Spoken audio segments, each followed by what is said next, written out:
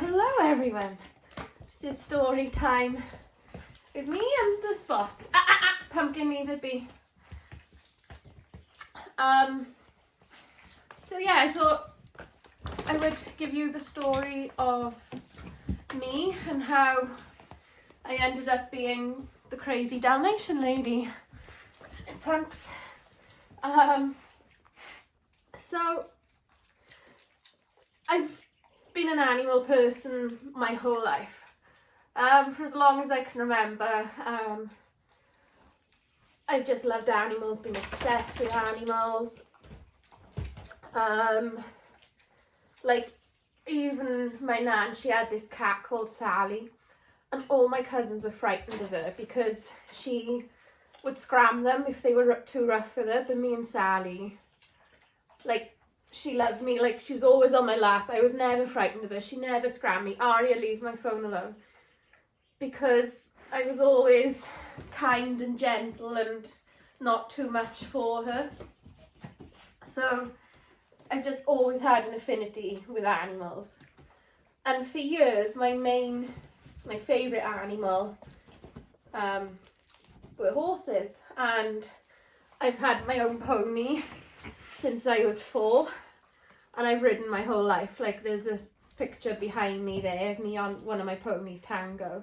You can't really see it, but there's one up there of me on Finn, and there's like one behind me of me on Beast. And I did pony club.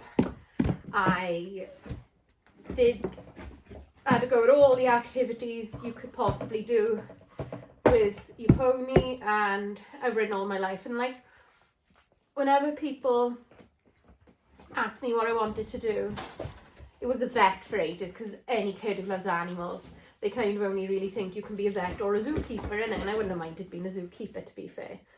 But it was always really something to do with horses, because I didn't just want to be a vet. I wanted to be an equine specialist vet. Aria and Raven are fighting over there. Aria! Stinker, tinker, winker. Yes, Aria. So it was always something to do with horses, and then I was bullied all throughout school because I was the weird oddball that was obsessed with horses, and I never grew out of it, and I never went anywhere outside of school with my friends because I was always riding, competing, having lessons, and that's all I wanted to do. Dogs are choosing now to go mad. And then animals were also just my escape from the bullying. So that was school. And anyway, as I was a teenager then, I got into dressage. 2 seconds. Aria! Pod! Lie down! Aria! Get your bum here. Aria! Sorry, pups. Right, lie down. Come on. Stay there. See, you're very distracting when I'm trying to talk and think. And you are the trouble causer, missus. So, yeah, I got into dressage, and then all I wanted to be was a dressage rider. I was obsessed with it. I followed, all the top championship things, and I could name you all the medal winners from about a Sydney Olympic onwards in the dressage for the team and the individual. I knew my favourite rider was Ankie van Grunsven. I knew all her music, to the point that I knew what movement she was doing at what point of her music. So they do something called freestyle in dressage, and I knew it all. So, stop it. So then I fell and I hurt my wrist for the first time when I was about 14. And I had loads of different treatment. They thought I'd broken it, turned out it was tendons. I had physio, I had steroid injections, loads of scans, x-rays, MRIs, everything. And in the end, I had surgery on it. And my surgery was just before my A-levels when I was 18. So that was, that always like plagued me a little bit. Like there was plenty of times where I didn't ride, couldn't ride because I was in so much pain. I just had treatment and I needed to rest it. I was in various splints, casts, because we tried every combo of using it with and without support, not using it with and without support, supporting it for certain things, not other. It was just constant. And then when I was 18, I did something really cool and I went to South Africa and I volunteered at a cheetah centre, and it was a reintroduction project. I spent a month out there with cheetahs, and there was 2 lion cubs there, and went to Kruger, saw the big 5, did loads of like really cool things. And that was genuinely the first time I could ever imagine doing something other than dressage and horses. And I absolutely fell in love with the country, the people, the vibe, the animals. Like, it was a dream come true, absolute dream come true. And if somebody had said to me at that airport, you can stay, here's a job, here's a house, I wouldn't have gone home. And I was 18 and I was nearly in tears at the airport because nobody did. I didn't have that magical, wonderful offer. Yeah, anyway, it was so cool. So yeah, I came home and I planned on having a gap year. But my dad's like, if you think you're sitting around on your bum riding horses for a year, you've got another thing coming, you've got to get some qualifications. Because he wanted me to go to uni. I never wanted to go to uni because I wanted to play with horses. So the compromise was I did a HND in equine studies, and I just took a month off to go to Africa. So again, it was just like, all was fine. I was competing, I was having lessons, and that was all cool. And then just before I finished college, it was a university course, but it was at an equine college. I got offered a job on a yard with dressage horses, and it was fairly close to me. So I started my job as soon as I finished college. I did a couple of days, if I remember rightly, before I'd actually finished. So I did that, and while I was at that job, I fell off and really damaged my wrist, and then started the cycle of treatments and steroid injections and ultrasound, MRIs, x-rays, you name it, I've had it. And then hand therapy as well. So the painkillers I started on then have never stopped, and I was 21 at the time. And I was on some really hefty painkillers and still in pain. Are you telling Poddy off? You grump. You grump. She doesn't like them when they lean on her. So I had my first surgery, well, not my first, sorry, it'd be my second surgery, but my first surgery since that injury, I think a year or 2 years after I initially injured it. Because I wasn't coping on the painkillers. I was really limited again. I was back to living in wrist supports and splints and just in pain a lot, and my grip isn't very good, and it was just affecting me everywhere. So I had surgery. Nala! The banging is her wagging her tail. Nala! Nala! And it didn't work, and it caused nerve damage. So then there was a new round of pain clinic appointments to attend, as well as orthopedics, as well as hand therapy, as well as back and forth to the GP all of the time for different painkillers, different anti-inflammatories. Aria, leave her alone. An annoying pumpkin who's grumpy because she's in season. So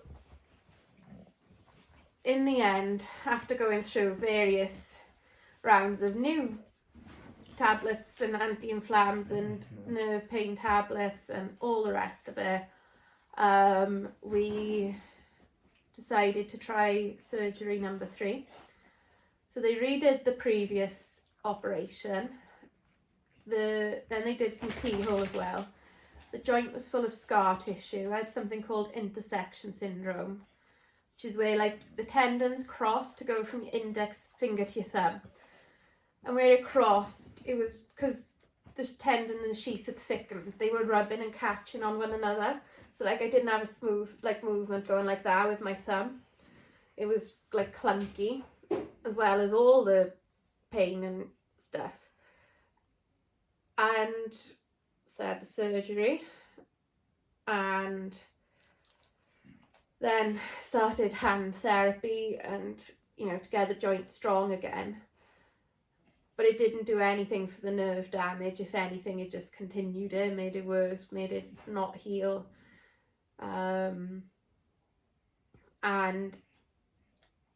I was taking even more painkillers in order to ride. And like, no matter what I did or said to the doctors or the physios, they were like, but you're getting a bigger range of movement. I was like, yeah. And you're getting stronger. Yeah.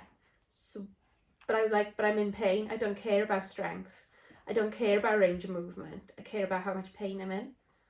And I care about the amount of painkillers I'm taking. So I was struggling on, and like there were some days I was getting on the horse and I was shaking so much I couldn't even do rising trot because it was just like I was just on painkillers. I just had to sit there, like, and if the horse had done anything, I'd have had no strength to even try to stay on to do anything. So leave her bum alone, Nala. Then my dad moved out and I got Dudley. So this is where halfway is starting to come into, you know, the ideal. 10 months after that I got Nala. So you know some of this stuff, but it is kind of relevant to the story. And I got Nala, and about, I'd say a year or so. Nala was less than a year, but I think I'd done a couple of shows with her. I started getting real severe fatigue, and for a few years I'd been getting random joint swellings, but like they were so sporadic and random. Nala, leave her be. Nala, listen. Lie down. Good girl. You're on my hair, Nala. Nala. Nala. She doesn't like being told off. Right, Nala, sit down. Bad dog. Right, sit where Raven was there. So, anyway, these random joint swellings were getting worse and worse. The fatigue was getting worse and worse. And I'd been struggling for years to ride the horses and struggling to keep them in consistent training, consistent fitness, because of the amount of time I was unable to ride. And then with the fatigue, it got to the point where I was in bed for all day pretty much and all night. I'd get up for about an hour in the morning, do the bare minimum of jobs I needed to do, go back to bed, and then I was up for about an hour afternoon, evening, do the bare minimum of jobs, like only essentials, and then sleep for the rest of the time. And Nala and Duds, they just stayed in bed with me. And I was back and forth to the doctors as well, getting various blood tests, scans, to try and figure out what was wrong. And in the end, I got sent to rheumatology. And that's where I got diagnosed with palindromic rheumatism. And for all this time, like, I kept the horses. It was about 6 to 8 months from the severe fatigue starting to actually getting a diagnosis. And I kept the horses because I just always had hoped that at some point they'd find out what was wrong. Sorry, an alarm went off. So I kept the horses in limbo, just hoping for a magic cure, a magic tablet that meant I could get well again, get better again, ride again, carry on with my dreams and aspirations. And I was a riding instructor, and I couldn't teach because I just couldn't function. I couldn't, like, I was out of breath walking up the stairs. I couldn't talk, walk, and think. It was just horrendous. So I got this diagnosis, and it was like, here's a tablet, come back in 6 months and see how you are. If you need us sooner, come back sooner. And I was like, okay. I was just a bit... So I went ahead and I sold Prim and Finn. And if you've been watching for a really long time, you will have seen them. And then I just retired Beast because I think she was like 22 at the time. And yeah, I just had to give up on competing in dressage, give up on riding, because I just couldn't do it to the level I wanted consistently enough. Like, I could have got a little cob that when I was well enough I could go hacking out on, and it could stay in the field for the rest of the time. But that's not me. That's not my type of riding. I like to compete. I like to do things. So the new tablets helped with the fatigue, helped to reduce the flare-ups. But they weren't the magic cure I needed or wanted.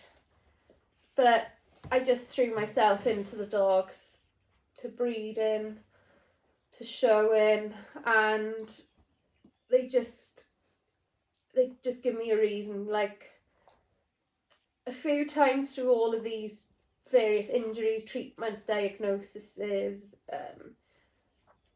like, I've been offered antidepressants. My dad's expressed concern to doctors. Doctors have expressed concern to me about depression. But I never wanted to go down that route, because I've seen what people are like when they come off those tablets, or even on those tablets. They can be... Yeah, anyway. I didn't want to go down that route, but I could have easily done something really drastic if it wasn't for the dogs. Because just imagine your whole life, your whole dreams, your whole aspirations. You never thought or dreamed of anything other than horses and, you know, dressage and spending your life with horses. And I love competing. I'm really competitive. So it was just like that side of my life just ended, and there's still no coming back to it, because my wrist is still not good enough, my fatigue still isn't right. You know, that side of my life is over with now, and like, I can't even teach anymore. I can't even be a riding instructor anymore, because I can't see people riding and be enthusiastic and encouraging and sympathetic when, you know, the horse isn't going well or it's raining or something, because all I can think of is just, shut up, you don't know how lucky you are. You are riding, you are doing it. I'm not. You know, I'm a dressage judge as well. I've not judged since diagnosis, because again, people are competing and not always doing the best job. and I don't know, I just can't do it. It's not me being around people doing what I want to do and me completely unable to. So I threw myself into Dalmatians and showing and breeding, and it's an outlet for my competitive nature, my competitive side. It's a reason to get up out of bed every day. It's a reason to just, keep moving, keep doing stuff. And I could have easily done something drastic if it wasn't for them, because it's really hard. The fatigue side, like, I don't know if you can tell, I'm quite fatigued today. I'm on quite a lot of, I'm still on a lot of painkillers. You're not helping. Like, I gotta go in a minute because I've got a hospital appointment. But there's good days and there's bad days, and I'm unable to work a 9-to-5 job because I don't know how I'm going to be from one day to the other. And people might see me and think, like, I do a lot with the dogs. I go out walking a lot. I out in the field a lot. I'm doing stuff. But that's easy because I don't have to think. I don't have to concentrate. I don't have to do much, really. It's not, it's hard to explain unless you've got or suffered with fatigue. You'll never understand the brain fog, the lack of concentration, and I can work my day around me. And for the last 3 weeks I've had a nap every day other than show days. Like, literally every day I've had to sleep on this sofa because I can't function without it. So working like an office job where it's 9-to-5, I can't do what I need to do to be able to do things. It's really hard to explain, but being freelance like I am with the dogs means I can do things when I can, and I can do what I need to do for me in between. And if I fight the fatigue, it just gets worse and I get iller and iller and iller. So it's tough, and there are certainly days that are better than others. You've all heard me and seen me on tired days. And there are even worse days where I don't even film a video. If I can, I film 1 to 2 videos a day, so I got a backup. And if I haven't got a backup, you guys don't get a video. And that's just the way I've got to do it.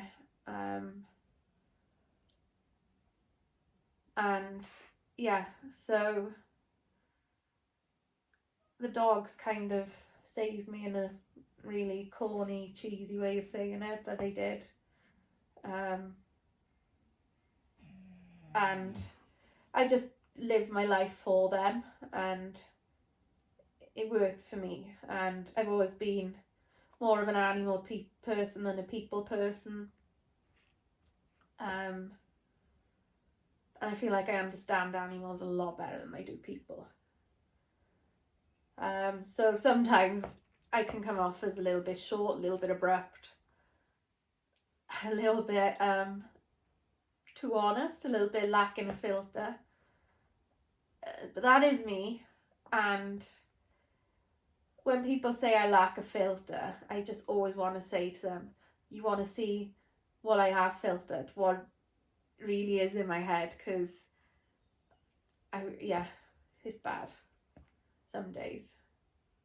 But at the same time, if I'm nice, I'm honest, if I really do believe like what I say, and if I can't, I'm a rubbish liar. So if I say it, I do mean it. I'm not lying.